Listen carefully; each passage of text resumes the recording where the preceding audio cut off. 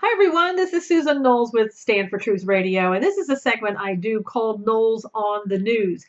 Now, we certainly do have a lot of news to talk about this week, and so let's go ahead and get started. Super Tuesday. Some would say that Donald Trump actually had a very good Super Tuesday. He won in almost every state, and I don't think that it was something that was a surprise to many. I think the only surprise would have been is if Donald Trump won in Texas, and he did not. Senator Cruz won in Texas, Oklahoma, and in Alaska. Now, the thing that surprised me a little bit was the fact that he won in Alaska. I don't know if that was people trying to give Sarah Palin kind of a message, sending one to her that they didn't appreciate the fact that she endorsed Donald Trump, but I have no idea. I mean, I really expected some of the southern states to vote for Ted Cruz, and that just wasn't the case. And Marco Rubio won one state. Go figure. I think that for a lot of people was a lot better than they thought that he would do. I really do think that it's time for Kasich and for Dr. Carson. You need to get out. It's over for you. It was so low for all of them, for the two of them, that there's no mathematical way that they could win. Why they're staying in, I don't know. I don't know if it's to split up votes. I don't know if it's to somehow make themselves look good to get a cabinet position and whoever gets the nomination. I really don't know at this point. All I know is that they need to go, and all I know is they probably won't. They will continue to stay in, especially Kasich, who wants to be in his hometown come, I think, the 15th of March. Why? But I also think for the people who are on Cruz's side and want Cruz as president, it is time for Cruz and Rubio to join forces. Now, I really feel that that is the only way at this point that they're going to comfortably beat Donald Trump. It's kind of one of those things what I believe that Huckabee and McCain did with Romney to get Romney out. They got together and their votes together defeated Romney. And I think the same tactic really is going to have to be used this time, or it's going to be Trump all the way. And if you are a Trump supporter, that's exactly what you want. If you're not a Trump supporter, then you have to start looking at alternatives. And that's going to be really hard to do because we're talking about people with huge egos here. Rubio, he's not even slated to win his own hometown of Florida. That's not good. That should send a clear message to him. But again, when you have people who are in these positions of power, it's very much an ego-driven, narcissistic type of situation. And nobody wants to get out. Nobody wants to say, oh, I lost. I mean, there are a few, like Rand Paul, who got out, who's now saying, if you do certain things, maybe I'll come back in.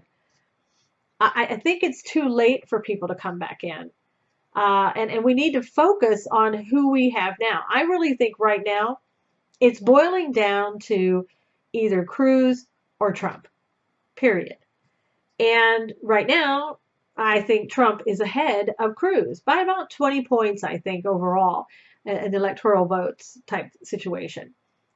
But, Rubio is just going to have to get to some point that where he says, I know I have to get out for the good of the American people. Now, will he do that? Does he care about the good of the American people? And if he doesn't, I mean, that tells you a lot about who he is and who he's always been. I do think that if it comes down to it and it gets to a certain point where Ted Cruz is losing, I really think that Ted will step aside. Ted's ego isn't as big as everybody else's. And I say that because I've seen him talk in different situations, and it's not been about him. It has been about the American people. And for those who aren't Cruz supporters, I think you have to look at that and say, he has done a lot of things for the American people. He has a proven track record of when he says he's going to do something, he actually does something. So if you're still hoping that, Cruz is your candidate, then it's time, contact Rubio's campaign and say, hey, you need to join forces at this point. Rubio, you need to step down so that we can have a two-person situation going on here and ultimately lead to the number one person getting that position.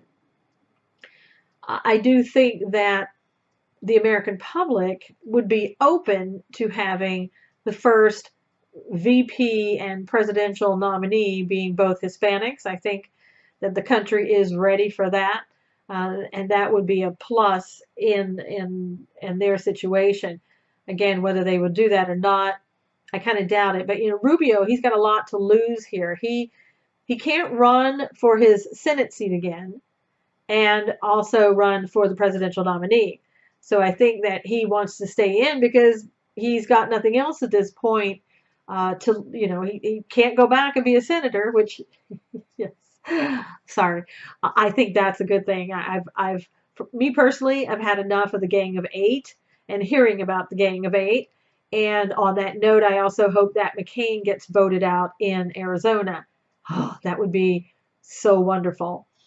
And we need to move forward in this country with some really good people. We do need to shake things up. We really do. Congress, presidential office, it's not working. Too many people are, I believe, corrupt in what they do. And it's not about the American people anymore. It's about how much money can I make? What kind of deals can I make as a senator and the House of Representatives? What can I do? It's all about me, me, me. And when it stopped being about the American people, that's when it was over. You know what I'm saying? You can't do that. You can't be a public servant and be about yourself. If you want to do that, go start your own business in the private sector, and it can be all about you. It won't work. Your business will fail eventually, but let it do that in the public sector. That's not what the public sector is all about. I know that's what it's becoming fast, and I think it's already there. But we can't keep having our country run like that. And I know that, with Ted Cruz winning Oklahoma, Texas, and Alaska, it's a good start. Whether it will carry him into the finish line, again, it's going to take the cooperation of people like Rubio to step out. Now, here's the other thing. Rubio may say, you know what, I'll bow out, but I want to be VP for Donald Trump. And honestly, I could see him doing something like that. Because even though he and Trump have gone back and forth about Trump's small hands and Rubio's whatever it is with Rubio, I don't even remember, being a liar or a myriad of other things, I could see Rubio saying, I want to be your VP and I'll gladly step aside, and hoping that, Trump would have 4 years or 8 years.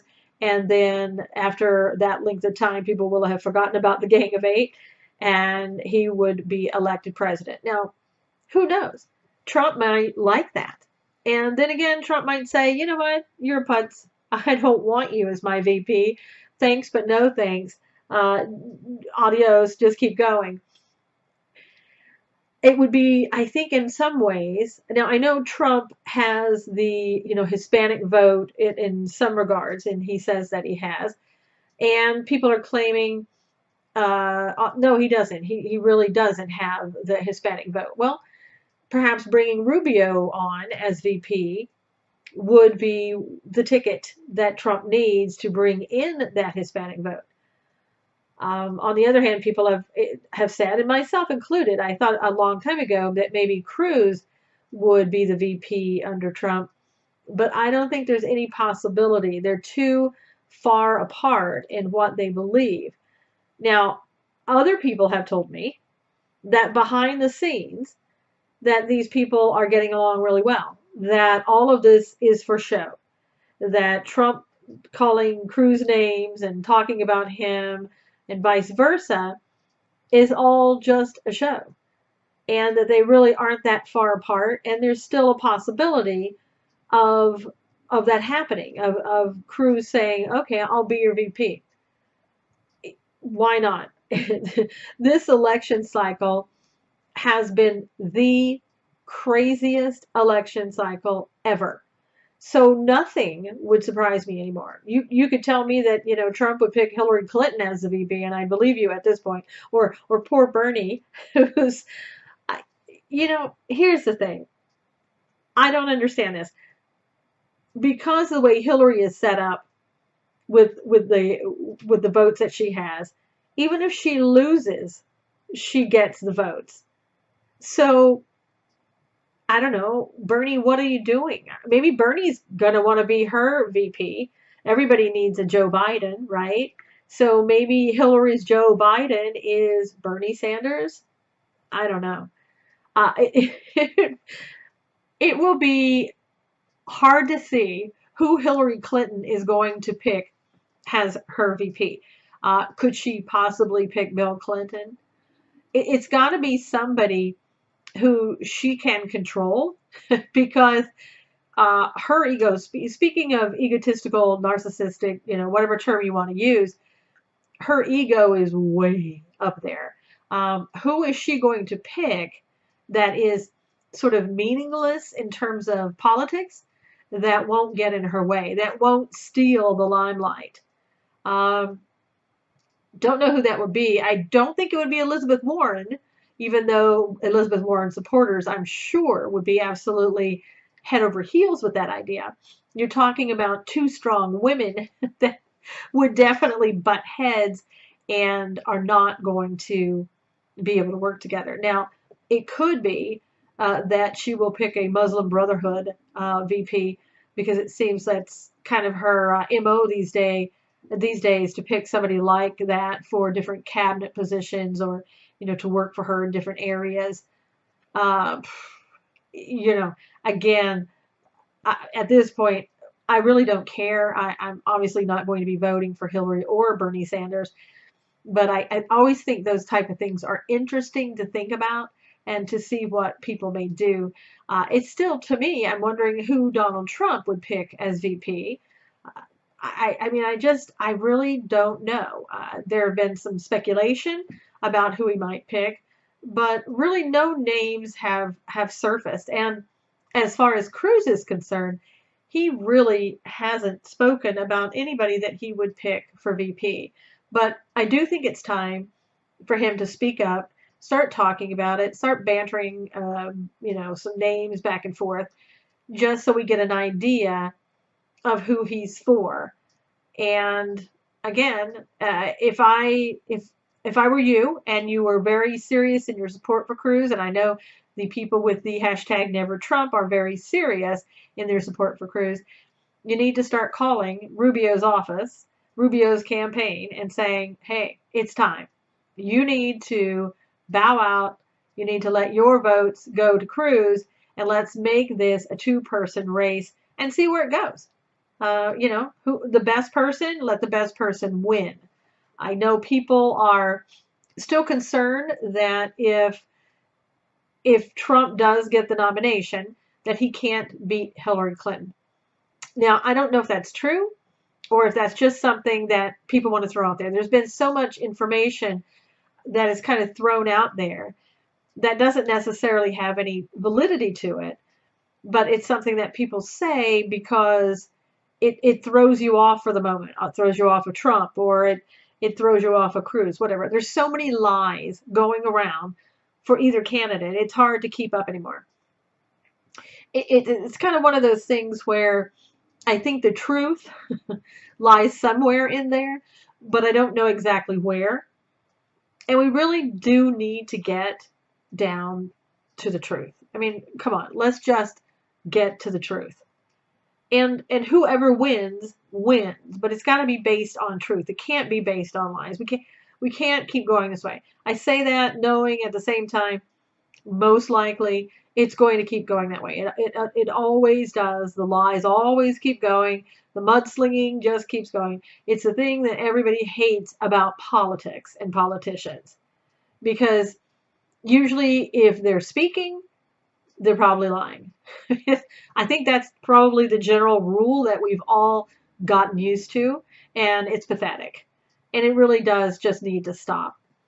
Now, in other news, over the weekend, it came out that Donald Trump wouldn't disavow David Duke, who is the KKK, or used to be the KKK leader, and he simply once he just said, well, I don't know who he is, and then he said, well, I couldn't hear, I didn't know, and there have been videos that have played that from years ago he did know who David Duke was. So I think it's safe to say that he does know, and he did come out and he also disavowed David Duke. Well, it seems that now there's another controversy brewing, and we'll see how far this goes. I think it's another one of those things of, let's just sort of, get the attention off of what's really important and have people look over here when they need to be looking over there. It's that type of thing.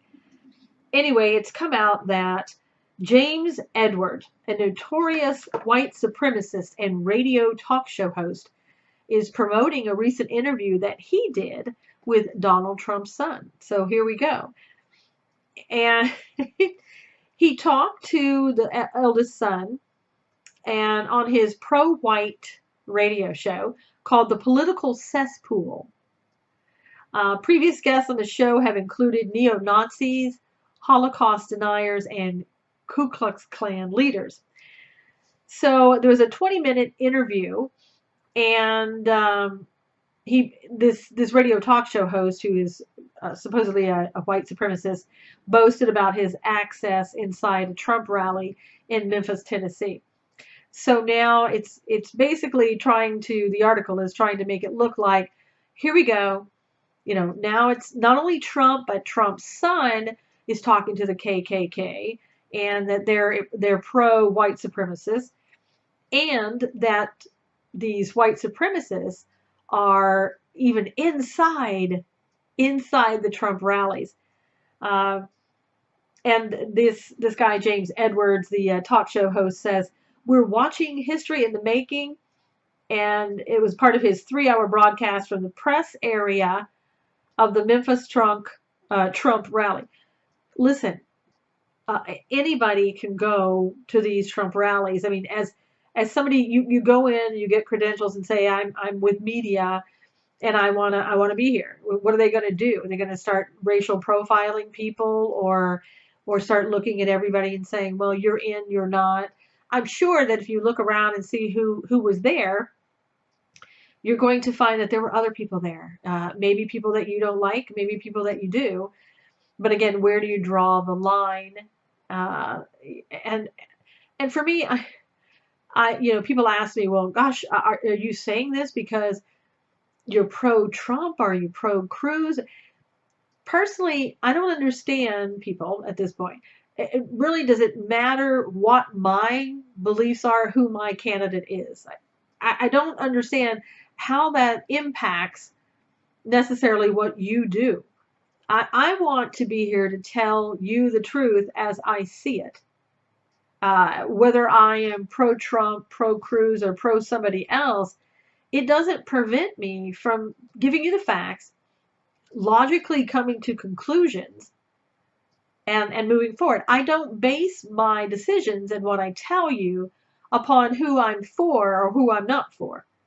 I'm not going to come out here and tell you, look at this white supremacist, he was at a Trump rally, without giving you the other side and saying to you, but anybody can go there and get press credentials and cover a rally. That's not unusual.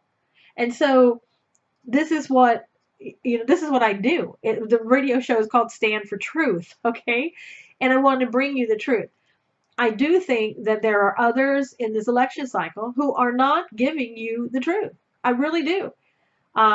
People are getting attacked left and right. I don't understand the attacks. I to this day, I don't understand why people on Trump's team as support Trump and people on Cruz's team who support him. Why do you need to fight each other? Why does this have to be a knockdown drag out? Why? I mean, if each of you are confident in your candidate and you know that you have the right candidate, why argue with anybody? What difference does it make? I mean, it's fine to give your point of view. I have absolutely no problems in that. We've always done that. People have always given their side and what they believe. So I have absolutely no problem with that. What the problem is when people start getting nasty over this election, calling people names, telling them how stupid they are for not voting for Cruz or not voting for Trump or whoever. It's ridiculous. It doesn't bring us together under one umbrella. We all are going to need each other in this election. I don't care who you're for at this point, but when it comes right down to it and there's a nominee, you're going to have to make a decision. And that decision is you either vote for who the nominee is. If you don't, you get Hillary. Most likely it's going to be Hillary who is the Democratic presidential nominee. If you decide, well, I can't vote for that person, I'm going to write someone in, you're going to elect Hillary. Or if you say, well, Trump doesn't even need the GOP. If he doesn't get the nomination, he'll just go independent. And so then you have the people who are, let's say, voting for Cruz at that point, and you have Donald Trump, who is an independent, you're going to elect Hillary. So I think we're coming down to a critical point here where people are going to have to come together. And I think fighting each other, insulting each other, is not the way to do it. It's not gonna elect your person. It's just not. And again, it's okay to have a debate. It's perfectly fine to have a debate. What isn't fine is tearing each other apart, getting further apart in trying to come back together and elect a person other than Hillary Clinton. I mean, that's the reality of it. That's the truth of it. And that's what I'm going to tell you. So whether I want Cruz or whether I want Trump, and I've always been honest with you, I really like Cruz because of the fact he's a constitutionalist. I really think that America has to stick with the Constitution. We cannot have people doing what they do right now under Obama. It's not going to work. So I do favor Cruz at this point. I've always said that. I've always been open with you about that. When it comes right down to it, who will I vote for if Cruz isn't nominated? That's going to have to be a decision I make then. It's too early for me to be so concrete, so with my heels dug in. And I know some people already are, and that's fine. There are some of us who aren't there yet. There are some people that are just adamant and with their heels dug in the other way. So let's try to get along. Let's try to keep an open mind on either side, and let's pull together under one umbrella to elect a person who is not Hillary Clinton. I don't want another 4 or 8 years or even 4 or 8 seconds under Hillary Clinton or Bernie Sanders or anybody else on the left. I really don't. Yes, would I like somebody on the right who is going to be different? You betcha. So let's all get there together and see where we go from here. But if we're going to attack each other, we're never going to get there. We're never going to get there. And it's interesting. I wrote this article the other day on the Blaze, for the Blaze. It's under the contribution section. And it was an article just asking the question. Now that Jeff Sessions has thrown his endorsement behind Trump, is that going to make a difference for Ted Cruz? Is his campaign going to be over, or does it make any difference at all? Whatever the case may be. Try to And of course, this was the other day. We've already had Super Tuesday, doesn't matter. But I tried to keep the article very neutral. It wasn't about Trump. It wasn't about Cruz per se. It was about what effect is this Sessions endorsement going to have on both of these candidates. And the reason it was sort of geared towards what is this going to do to Cruz is because, as you may remember, Cruz all along in his campaign is Jeff Sessions, we agree, da da da da da da. And Sessions has always said, if it weren't for Trump, weren't for Cruz, the immigration bill that the Senate had, that basically granted amnesty, if it weren't for Cruz, that bill would have passed. Okay, so logically I'm saying, well, what difference is it going to make then for Cruz's campaign? I had people on Facebook mad at me because they said it was pro-Trump. And then I had other people on the other side mad at me because they said it was pro-Cruz. You can't win in this election cycle. I mean, it's out. I don't even understand it. I really don't understand. I understand people are angry. I got that. All right. I really got that. But as far as just, you can't even have a conversation with people anymore, because if you say the wrong word, people are, whew, they're gone already. And this one guy says to me, well, who are you for? And I want to know who you're for, because on your show, you're pro-life and anti-abortion. So I want to know. My thoughts are, well, first of all, this is an article written for the Blaze. It isn't about my radio talk show. And the fact that I am pro-life or pro-abortion, you have two candidates who are saying that they're pro-life and anti-abortion. So what difference does it make? And I even said to him, what difference does it make who I vote for? Why is it important to you to know that? I don't think that, for any talk show host, Glenn Beck, Rush Limbaugh, Mark Levin, you may follow them and you may say, well, if that's who you're for, that's who I'm going out there for. See, I think people have a brain. Most people do. And I would rather they make up their own minds. I want them to listen to what I have to say. And I'm going to, as I said, I'm going to give it to you on both sides, both candidates. I'm going to tell you what I find as the truth, what I believe, what I don't believe, what I hear, in articles that I read or other things that I've heard. I'm going to tell you all of those things so that you can go out there and make up your own mind. And not just follow what I do or what I say, but taking everything that I say, taking things that other people say, and then making up your own mind who you think in your mind is the best person to lead our country. Isn't that the way it's supposed to be? We don't want lemmings on either side.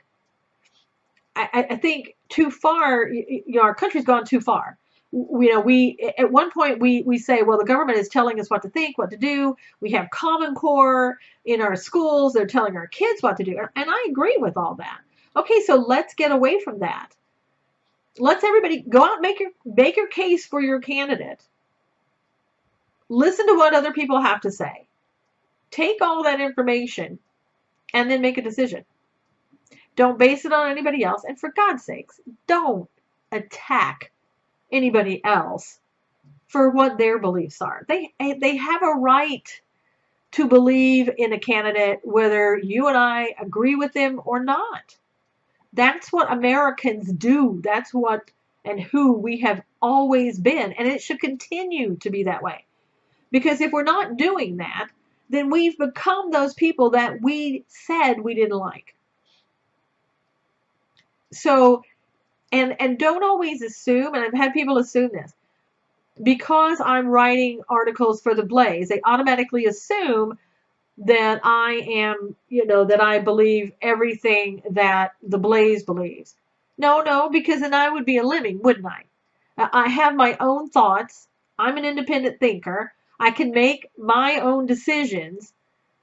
And the Blaze has a right not to publish what I give them. They can say, you know what, we don't like what you're saying here, we're not going to publish it. I've never had that happen. They've published anything that I've said, whether I agree with them or not.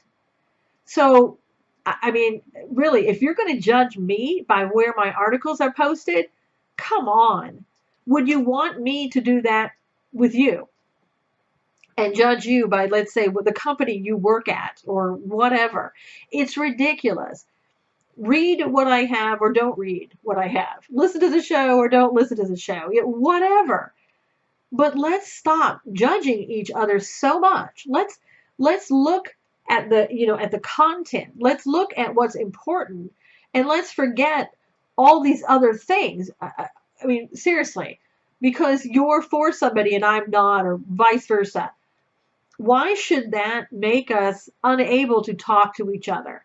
I'm adamant about this because I've had so much of this that I can't take it some days. I don't even want to go on social media sometimes because I know when I open my mouth, this is what I'm going to get.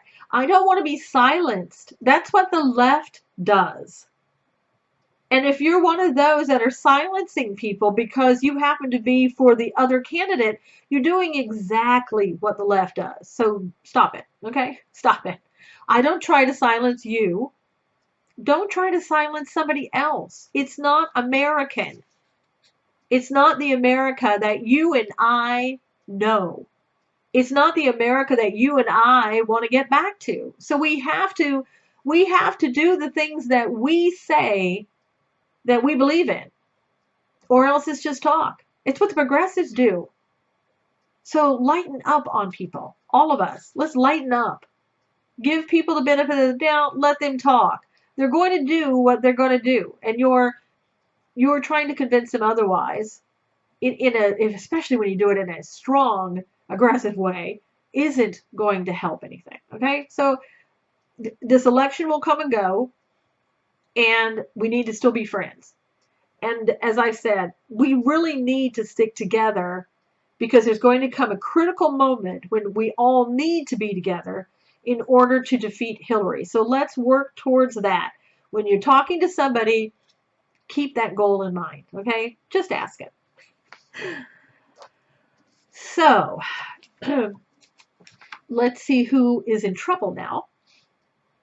Christie. As you may recall, he came out and endorsed Donald Trump. And I guess in Super Tuesday, I didn't see it because I had so much of politics. I turned it off after a while. I couldn't stand watching anything. I don't even know what I watched. But apparently Christie was behind Donald Trump with some intense eye motions and eye movements. I kind of saw a clip of that. I have no idea what he was doing. I don't know if he had remembered that, hey, gosh, you know what? Did I leave the iron on or did I turn it off? Oh, and he was just like intense, looking back and forth. Maybe that was it. I have no idea. It was odd, but it was Christie. Anyway, I guess it made a lot of people angry in New Jersey. And I believe it's something like 6 newspapers have come out against Christie. And they're saying, we want you to just go away. We don't like the fact that you nominated or that you endorsed Donald Trump for the GOP presidential nomination. And we want you to just step down.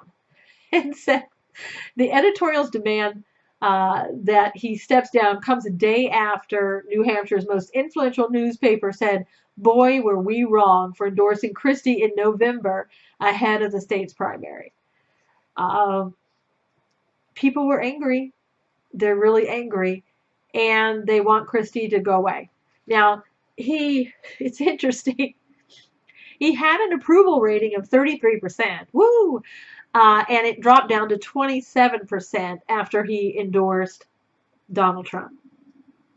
Not sure how much it really hurt him because he was already pretty bad off. But apparently he he hasn't been doing his job in New Jersey. They don't see him around the office all that much. He sounds a lot like Marco Rubio. And it's funny because wasn't he the one that was saying, Marco, you're never there, you don't vote. I kind of remember one debate where he was kind of accusing him of that. And so here we have him just doing basically the same thing. And see, this is another reason that people don't like politicians. They point their fingers at one politician when they're sitting there doing the exact same thing. People are tired of that, and who wouldn't be? I want a politician that when they open their mouth, I can believe what they're saying. I want a presidential candidate, a nominee, whomever. When you open your mouth, I want to know that what you're telling me is the truth. And I don't know if we can be that trusting in anybody. You have to, again, do your own homework. And that goes for, whether you're for Cruz or Trump. You have to, whatever they're saying to you, you've got to go and check out yourself. You really do. You can't just say, oh, well, that sounds really good and all that without looking at it. I don't think you can believe anybody, whether it's Donald Trump, Cruz, Rubio, any of them, even Dr. Carson. I think, all of them in some way or another, they're doing things for themselves, to benefit themselves. And when you have that, you've got to know that the person is actually telling you the truth. And when it's for their own benefit, sometimes they don't.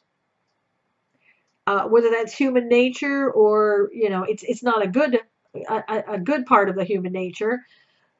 And so that's why you and I can't go, oh, well, I believe you 100% and I'm going to take your word for it. No, you can't do that. We can't afford to do that. How many times did we take the word of the GOP who said, oh, we're going to go in there, we're going to stop Obamacare, and we have Obamacare. And I don't know about you, but what I pay each month in insurance fees now, the bill, premiums is so much higher. It's like double. I used to have great insurance, and I don't know about you, maybe the same way. Great insurance, PPO, everything. I could choose my own doctor. I could anything I wanted to do. Oh, not anymore. Oh, no, no, no. The cost of the PPO for my husband and myself went up so high, we couldn't do it anymore. And it went up that way right after Obamacare. And I'm sure with everybody, it made a big difference in what you're paying. It's horrible. Do I want the next president to come in and day one take out Obamacare? Yes. Yes, I do. And I don't know who in America who is working and paying for your own insurance who would not agree with that. It's been catastrophic. And in California, they even get the extended version of it. The state can't afford to continue doing things like that. While the people in the government and the politicians are getting rich, and the Americans who are out there working and paying taxes are getting poorer by the day. What is it, that we're all going to go down with the ship? Or is the agenda, oh gosh, it's going to get so bad that all of us will say, you know what, let's just have the one-payer system, the government, and then everything will be okay and we'll all be at the same price and blah, blah, blah. Yeah, that's what they call socialism. And if you missed my show with guest William J. Murray, you need to go listen to that show. We talked about his new book, The Utopian Road to Hell. And I'll tell you what, in my opinion, America is past being on the road to utopian hell. I think the utopian road to hell has already come and gone, and we're there. We're at the end right now. We're no longer on the road. We've parked the car, we've gotten out, and we're in the house. And we keep going this way. You hear people say there's no turning back once you've gone over to social. There won't be. And our young people already think socialism is amazingly wonderful because they don't know the truth. They haven't, all they're hearing is the Bernie Sanders of the world, or people who talk about one form of socialism, and they don't tell you the devastation behind it. They don't tell you how bad it has been for the countries that have followed it. Socialism has never worked. Do you think the young people are told that? No. Go out and get the book, Utopian Road to Hell. Because I'll tell you what, I read that book cover to cover. It is an amazing resource guide. Everybody needs that book. And you need to have your son or your daughter read that book for a reality check before the election. And if they're young enough and they're not voting, have them read it now, because they're going to see the country going over into socialism if we get the wrong person in the White House. It's going to be a done deal. I've never seen this country in this shape ever. And I know you haven't either. And I can't imagine how much worse. And I think it could get a lot worse than it is right now. With under Obama bringing in all the Syrian refugees he can find, and anybody else that happens to want to come in unvetted, come on in. We can't have this country where we're taking care of everyone. We're not even taking care of veterans. We're not even taking care of the people here who really need it. And then we're bringing people, more and more people in so that the Democrats can be assured to vote for the next century. Come on. Ridiculous. We have to get this country turned around. But you have to tell people about socialism. Again, kids in the public school system are just taught how wonderful it is. And they're never going to learn what's in that book, Utopia Road to Hell. They're never going to learn that in school. They're going to be told just the opposite. Kids today do not remember Ronald Reagan. They don't understand. When you and I sit and say how great Ronald Reagan was, they don't have a clue as to what you were talking about. And they're not going to learn about Ronald Reagan in school. And if they even bring up the name Ronald Reagan, it won't be because of all the accomplishments he did. It will be any negative thing that they can find. That's exactly what will be brought up. So it's up to you to teach your own children about socialism, about why you think socialism is bad. You need to just show them that, because you're the parent, you're the teacher. Don't let the government continue to take that role away from you, which they have done for the past, since the early 1900s. We can't afford to keep going down this road. We really can't. I think sometimes, again, parents are so busy, and they think somewhere along the line kids are going to learn this themselves, or by osmosis, or somebody in the school is going to teach them. It's not going to happen. Not going to happen. And if you don't want to homeschool your children, then there's going to be times that you have to take the time to give them a book and say, hey, this is your assignment from mom and dad, and get them to read those types of books to see that when they get something in school, that it's going to be progressive left ideology that you don't approve of and they shouldn't approve of. Without you, there's no hope. In other news, we now have the Pentagon who wants you to try to hack their computers. I'm not kidding you.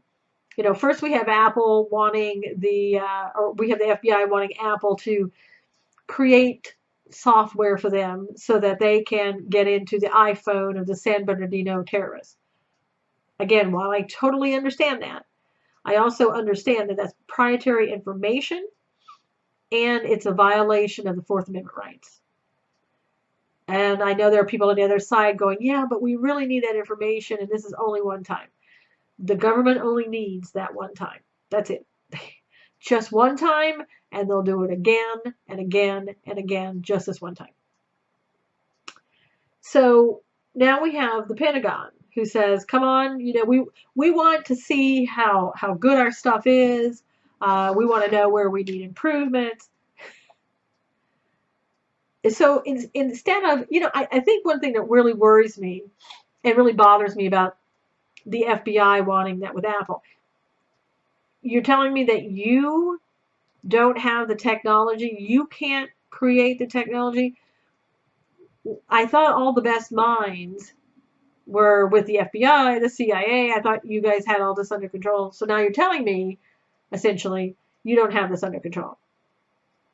That if you have, let's say, another country, another criminal out there who can put together something, that you don't have the ability to take down that criminal, to find, the information yourself. That worries me. That worries me. How far have we slipped that we're not capable of doing those things anymore? Shouldn't we be 2-3 steps ahead of everybody, ahead of the criminals? Shouldn't we know exactly how to get into an iPhone and get the password? And again, my understanding is that the FBI kind of lost that password, or it changed or something like that. They had it at one time and then they lost it. But even if you don't, you need to figure out how to get into that iPhone yourself, because there are other people who have iPhones that you're going to want to get into in the future. And even if Apple decided that they were going to do this for you, those people that you're trying to get in their iPhones, maybe they're smarter than you and they can figure out how to get around you even with the new information. We are in trouble. We're in trouble. Not a good sign. It's also, to me, in my mind, not a good sign that the Pentagon is saying, okay, all you hackers out there, come and get it. We want you to try to hack us. We want you to come and play around in our system. But listen, not all is lost. Don't worry. They are only using the hackers that they've vetted. Okay? And we all know how great that the vetting system is with the government. You remember that with the Syrian refugees, man. They vetted these people and then they got here and they did things, or other people that have come here. We've already been told by the State Department our vetting system is no good. So now we're going to believe that the Pentagon is going to go out there and only get people that they know they can trust. Because you can always trust a hacker. We all know that. I don't know what's happening with our government. I really don't. Not good stuff. Not good stuff when you're doing that. Now here's what Ash Carter, the Defense Secretary, says. I am confident that this innovative initiative will strengthen our digital defenses and ultimately enhance our national security. So in other words, we can't do this ourselves. We can't be sure that we have the best hackers. We might have forgotten something. We need you to go out there and try to hack into the system. Is it just me, or am I right about this? I mean, does anybody else not find this kind of disturbing a little bit? I mean, really, we're now, the government is now depending upon other people to help them do their best work. And I think it's probably something that's always been the case, but we've always been told that government has it under control. And again, this is one of those things, this is why you need to do your research, because you can't believe everything that you hear. It's just simply not true. We don't have things under control in the government. It's probably never been the case. And you need to sort of be aware of what's going on. Is there anything that you can do about it? Probably not. I don't know, but you certainly need to be aware of what's going on so that you just don't, become a lemming like others who just follow along and believe everything that they're told. At least that's a start, right? Anyway, we'll leave that and we'll see how wonderful that program works out. So the Supreme Court now is going to hear the case from Texas in regards to abortion. And basically that it's going to consider a Texas law requiring that doctors have admitting privileges at local hospitals and that clinics upgrade their facilities to hospital-like standards. Now, you would think that that would be a requirement, but I can tell you, I've been in some clinics. When I was practicing law, I at one point was helping another attorney on a certain case, and we had to go to a clinic and take pictures, and it was I believe it was a domestic violence type situation. It's been so many years ago, I can't really remember. But I went into this clinic, and it was a women's clinic, and I'm guessing they probably may have done abortions there. I'll tell you, I was shocked. Okay, this was in California, and I looked down on the floor, and there's blood stains on the floor. The clinic did not look clean in other respects. And I'm thinking, you see patients here? Children, women, men. Whoa. I mean, in my mind, I wouldn't have had my dog there to see the veterinarian. And that's how bad it looked to me. And so in any clinic that you have, you want a sterile environment. And I think, when you're doing abortions or whatever the case may be, the clinic should have certain standards. I mean, you want people to go in there. I mean, you may not agree with why they're going in there. You may not agree with them getting abortions. But you want to know that their health is not compromised when they go in there, right? Whatever the case may be.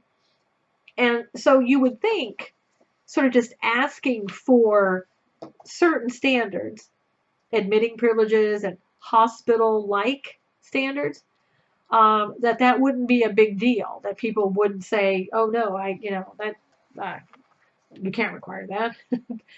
But of course, there are people who are saying that the requirements in the law do not enhance abortion safety, but instead will make it harder for women to end a pregnancy by reducing their access to the clinics. Now, to me, that's such hypocrites, because if this were a racial issue, and people were doing this in let's say a black clinic didn't have these standards, but the white clinic did, you would have people screaming. You'd have Black Lives Matter standing outside, trying to get their way inside to stop everything and saying how bad this was. So don't sit here and tell me that this isn't an issue. It's not an issue, when you have an agenda. When you say, well, it doesn't do anything to protect women. Because what they're trying to do is they don't want this to go to the Supreme Court. They don't want it to be heard. And they want to say, you're just trying to keep women from having an abortion. Again, if this were a black-white issue, there wouldn't be an issue. They would say, of course you have to have hospital-like standards. Of course you have to have admitting practices at a hospital in case something goes wrong at the clinic. And unfortunately, you know what it boils down to? This is more of a black Hispanic issue. And you know why? Because that's who gets abortions more than anybody else. Look at the statistics. Don't take my word for it. And still, these people with a clear conscience can sit there and say, oh, you're just trying to prevent women from having abortions. No, well, maybe that's part of it. I can say for sure, that's what Texas is doing. But on the other hand, Do you want women to die when they're having abortions?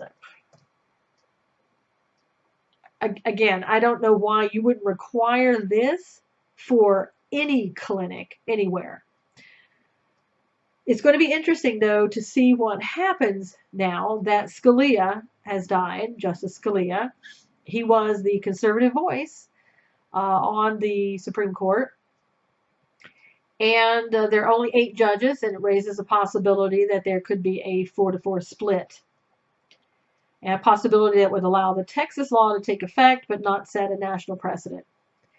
So, we'll see what happens. If it can be done anywhere, it can be done in Texas.